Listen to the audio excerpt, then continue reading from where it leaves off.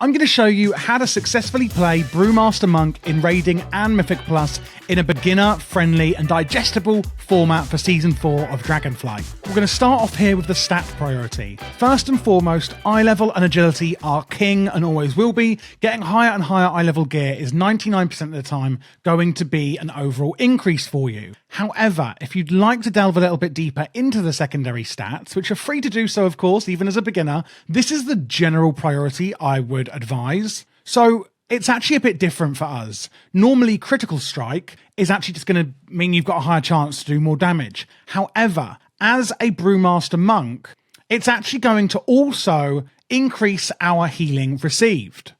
And that's because of a passive up here in the spellbook, Celestial Fortune. You have a chance equal to a critical strike to be healed for an additional amount of the amount healed. And therefore, when you receive heals, you've got a chance to receive even more heal. Versatility is going to increase damage done and reduce damage taken, so it's quite good for tanking. Haste is actually going to increase your resource generation, reduce your cooldowns and things like that. And then Mastery is actually going to give us some attack power, and it's also actually going to steadily increase our dodge chance the more that we do our attacks and whenever we get hit by a melee attack until we successfully dodge. Regarding the talents, this on the left here is for raiding and single target, and on the right we've got the Mythic Plus and AoE build. I'm not going to go through every individual talent, but when we go through the rotation, I'll show you all of the core and important ones that you need to be aware of. Same with the spells. We have a ton of different spells in our spellbook, and I'm going to show you the really important ones, starting with the cooldowns and utilities. If you would like to get these talent trees, you can import them in my description, by the way. So looking at the cooldowns we've got then, first up we've got Fortifying Brew. This is a brew we can drink, increasing our health, increasing our armor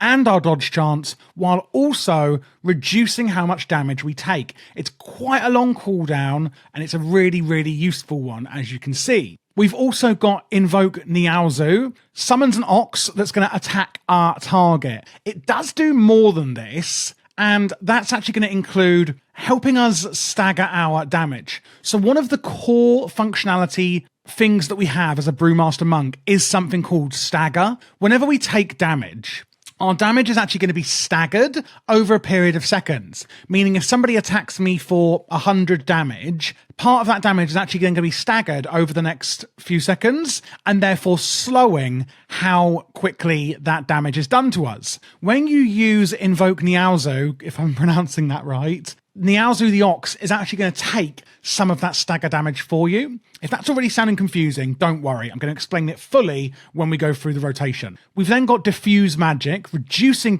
magic damage taken and mirroring negative effects back onto the caster who attacked us with it. We've then simply got Dampen Harm, just reducing damage taken. Now, as I said earlier, there's a lot of utilities we have in our arsenal as a Brewmaster Monk, especially now in Season 4 of Dragonflight. Ring of Peace is one of my favourites. That's going to grant a safe area that enemies may not enter. And Roll, where we can roll a short distance. Really good for manoeuvrability and getting around as a tank. And like I said, there's a lot of others. If you flick through your spellbook, you'll see, but I don't want to overwhelm you with abilities that, especially as a beginner, you're probably not really going to be using straight away. But do have a look through once you're more comfortable. Now onto the exciting bit, which is of course the rotations. We're going to start off with single target and raid, and then later move on to Mythic Plus changes we're going to be making to that rotation, as well as talking about the set bonus as well. So you may first see that my UI might look very different to yours. That is because I'm using an add-on called ElvUI, and I've custom built this UI to be exactly how I like it. A lot of you do actually mention in the comments you really like my UI. You can get it through my Patreon, which there is a link for in the description below, of course. And that's also going to give you my spreadsheets and a lot of other things like a VIP Discord channel where you can ask questions, etc. And I can help you if needed. So if you do like the UI, you can get it through there. Another thing to mention on the UI is this here. This is another add-on called Weak Auras, you may be aware of, and this specific Weak Aura is by Luxfos. It's basically putting all of our cooldowns and our energy and resources all in one neat area in your eye line.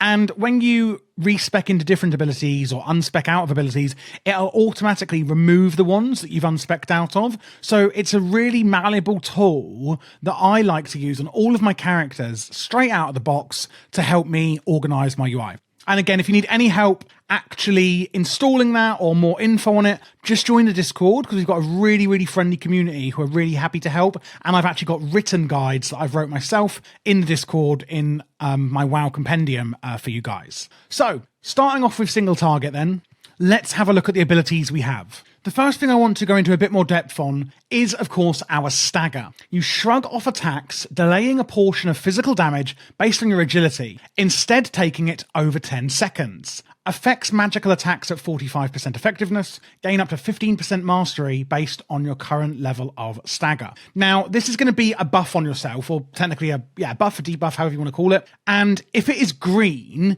it's going to be that you're staggering a small percentage of your health. If it's yellow, it's a medium amount. And if the stagger buff is red, then that actually means that you're staggering over 60% of your current health, or your actual health. So one thing I want to make you aware of is, even though it's going to be over 60% when it goes red, don't be alarmed by this, especially at higher end content. You will notice that over 100% of your health may be being staggered. Because if you imagine that you took a hit that is over 100% of your health, that would of course kill you in one shot, right?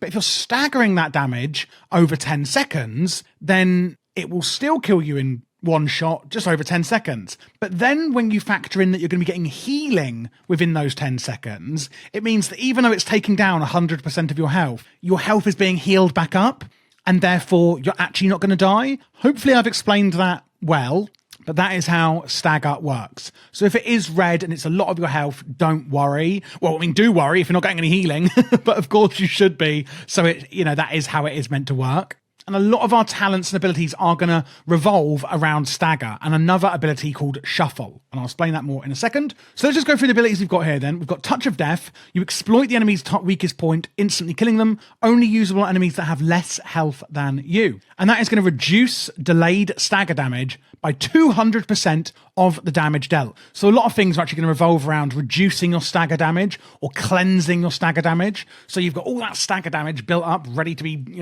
dealt out over the next 10 seconds. Well, this is actually going to reduce that by 200% of the damage you deal with this attack, reducing the amount of damage you're going to take from stagger. It's a really, really unique and interesting way that Brewmaster monks work. I would say it's probably my favorite tank. I usually find tanking quite boring, apart from Paladin.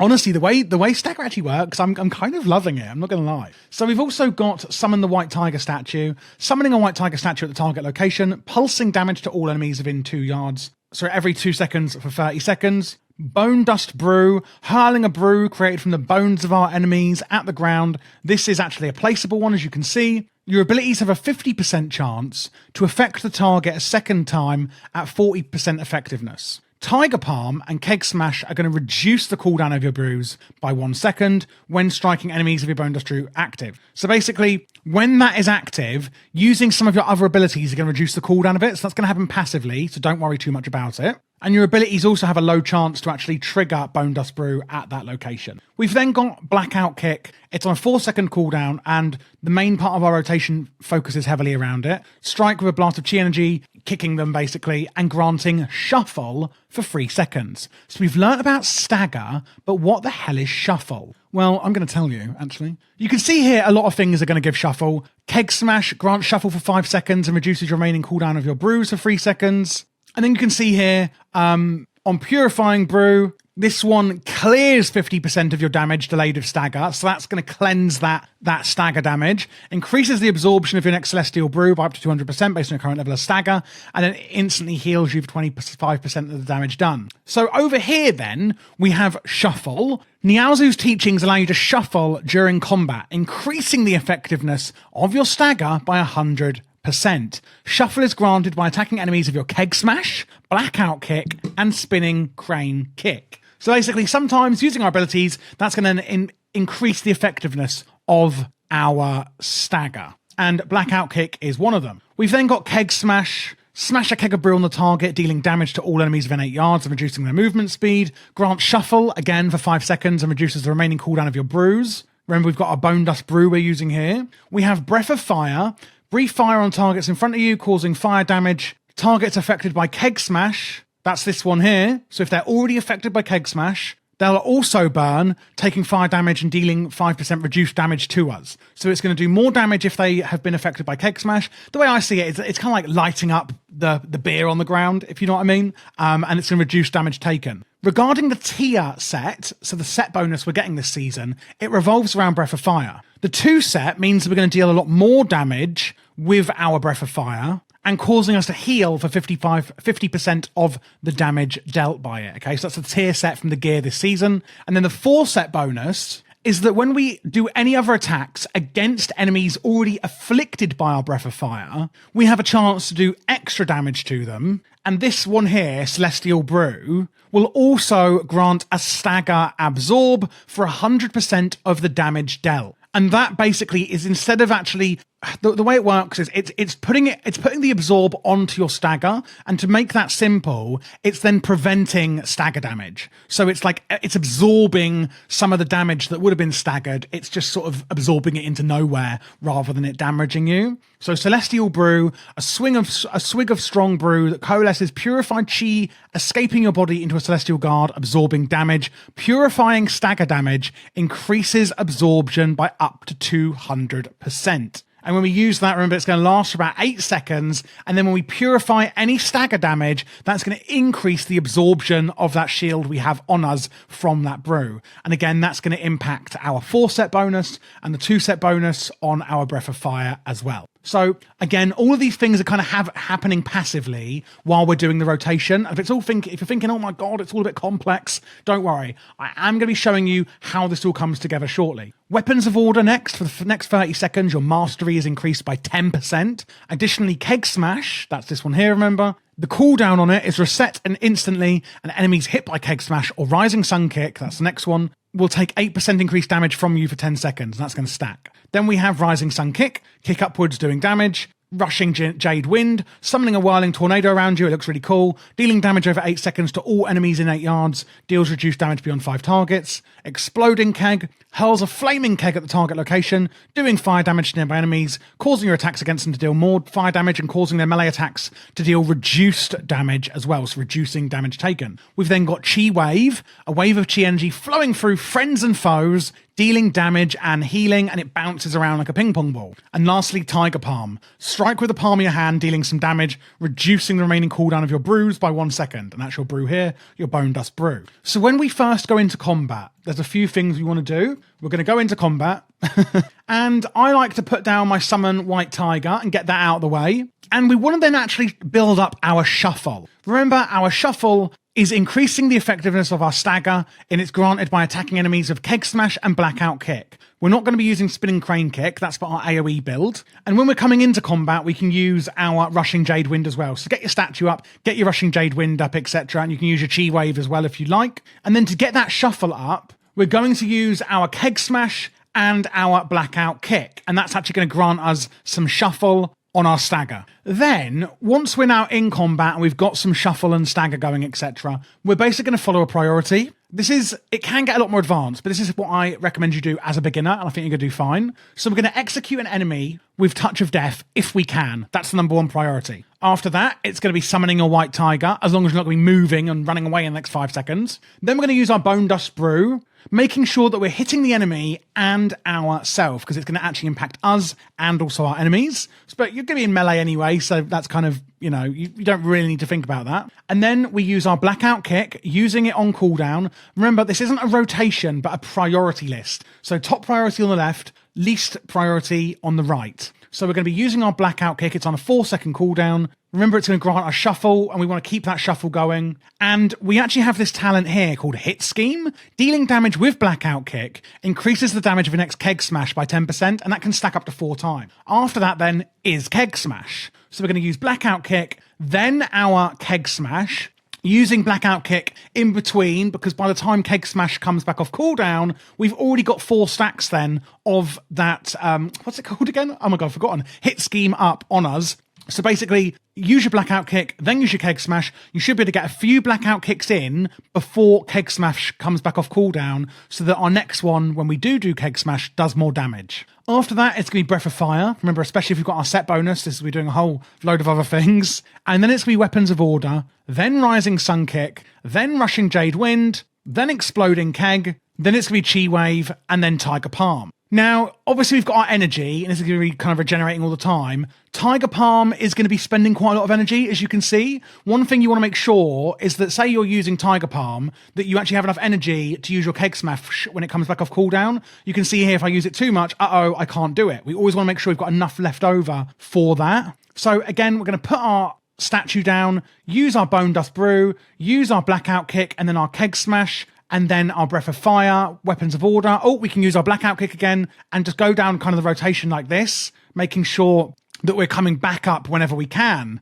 And then working our way down the rotation. And that's really it. You can see I'm going through it a bit slower than I usually would in combat because I'm obviously showing it to you. But you can see with Tiger Palm, you've got enough going on that you don't really need to actually get there that much. And for a tanking rotation, I think it's really, really fun. And it may look complex, but you've got to think, as long as you're using your Bone Dust Brew, your Blackout Kick, your Keg Smash, remember these two things. These are the core of the rotation. Getting those stacks up on Blackout Kick to empower your Keg Smash and using that on cooldown as well as your Breath of Fire. These three synergize really, really well together. And I would say if you're struggling with the complexity of the rotation, just focus on, you know what? I'm just going to focus on getting my stacks up with Blackout Kick and my Keg Smash and my Breath of Fire. I'm using my cooldowns, etc. And I'm just going to work on that. And you can sort of do it in bite-sized chunks. Like, once you're comfortable with that, then move on to adding a few extra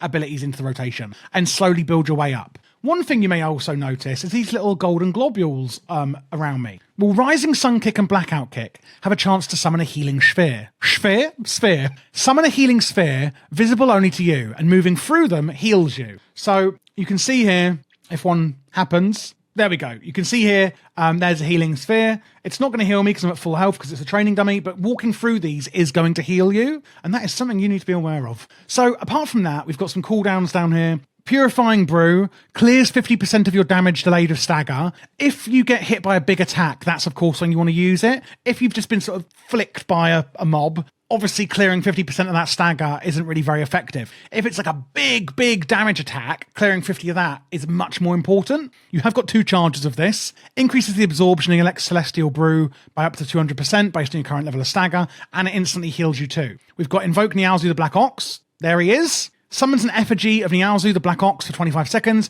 attacks your primary target and frequently stomps, damaging nearby enemies. While active, 25% of your stagger is actually transferred to Niaozu instead. So he is going to bear the brunt. Well, you're going to bear the brunt of it, but he's going to bear a little bit, 25% of your stagger damage. We then have Zen Meditation, again on a 5-minute cooldown, reducing all damage taken by 60%. Being hit by a melee attack or taking another action will cancel this effect. So you want to do that before a big attack incoming. And then there's our Celestial Brew, a swig of a strong brew, coalescing your chi, absorbing damage, and purifying stagger damage increases absorption by up to 200%. And we can do that with our Purifying Brew, clearing 50% of the damage delayed with stagger. Another thing is that when you use Keg Smash, the remaining cooldown of your Breath of Fire is reset, by the way. If you see that coming off, you think, oh, what's happened here? That's why. And there's also this counter strike. Each time you dodge or an enemy misses you, your next Tiger Palm or Spinning Crane Kick deals double damage. Again, these are passive things that you kind of should be aware of, but don't technically need to be, because it's going to be kind of happening if you follow the rotation anyway. And if you do have a few enemies around, be aware that with Shadowboxing Treads, Blackout Kick's damage is going to be increased by 20% and strikes an additional 2 targets, so it isn't just hitting one target. Apart from that, those are the main talents I think you need to be aware of. So just going through it again then, when you're going into combat, use your Bone Dust Brew, making sure it hits you and the enemy, use your Keg Smash, get your Blackout Kicks out and your statue. Of course, using Touch of Death as soon as you can. It's really, really fantastic. Using as many Blackout Kicks as you can, especially before your next Keg Smash comes off cooldown. Use Breath of Fire on cooldown, Weapons of Order, and then Rising Sun Kick, Rushing Jade Wind, Exploding Keg, Chi Wave, and then Tiger Palm is basically the filler outside of that, but don't use too many in case your Keg Smash comes back off cooldown, because you obviously want to use it, basically. Using your Purifying Brew when you're incoming big damage, and using your Celestial Brew when appropriate as well. And that is pretty much it. Now, if I step back from the training dummy, I'm going to move over to the Mythic Plus rotation. TLDR, it's pretty much the same. So it's not really changing at all. I would basically just switch out your Tiger Palm here for Spinning Crane Kick. Spin while kicking the air, dealing damage over 1.3 seconds to enemies within 8 yards, dealing damage with Spinning Crane Kick, grant Shuffle for a second, and your healing spheres travel towards you, which is really, really nice. You could even, in fact, just use this to make that happen in single target if you were like, I want to worry about one less thing, you know, as a beginner, and having those healing spheres come in. But that's up to you. Again, wouldn't recommend it for later content, but if you're just learning, it may be a better way for you. I think one thing that we often talk about in WoW is we've got to do the perfect rotation. We've got to have the perfect stats. And I think as a beginner, it's easy to fall into that trap where you actually just need to stand back a minute, look at your rotation on a bar like I've set it out and go, you know what, I'm going to set it into chunks and learn one bit at a time and then add onto it like building bricks, like a stair. Go on to the first step. Once you're comfortable, go on to the next step. Once you're comfortable, go on to the next step until you've mastered the entire staircase. I think that's quite a good analogy I've made quite there, to be honest with you. But regarding the actual talents that we're changing for Mythic Plus as well, you're going to see it's barely changing over. There really is only a few that we're moving. We have this one here, Charred Passions. Your Breath of Fire ignites your right leg in flame, causing your Blackout Kick and Spinning Crane Kick to deal 50% additional damage as fire damage and refresh the duration of your Breath of Fire on the target. Keg Smash is going to do additional damage and get an extra charge. And Fatal Touch, Touch of Death's cooldown is reduced. And your dodge chance is increased by 10%. The talents we're changing over, while, you know, woohoo, they're great, aren't really that exciting. We do, however, lose, if you take that talent, Dampen Harm, which is one of the cooldowns I mentioned earlier. Reduces all damage you take by 20% for 50% for 10 seconds. Wait, take by 20%, 20% to 50% for 10 seconds, with larger attacks being reduced more. You do lose that one if you change over that talent. Of course, you can keep it if you really want. It's up to you. But that's it, guys. That's how you play Brewmaster Monk in Season 4 of Dragonflight. It is honestly one of the funnest tanks. If you are new to tanking and you're not sure which tank to choose, whether that be Death Knights, Warriors, Paladins, etc., then check out this playlist here, because I've done all of them. I've actually done every single class guide for you this season, and you can check them out on my channel. I've also done dungeon guides and PvP guides, should you be interested in that as well. And if you need any more help at all, just join the Discord. We've got a really, really active and beginner-friendly community where no question is too big or too small. There's no silly questions. And of course, like I said earlier, you can join my Patreon if you want to get my UI, if you want to get my keybind spreadsheets and things like that to help you, or if you just want to ask me some questions, etc., you can do it that way, as well, of course, as in the comments.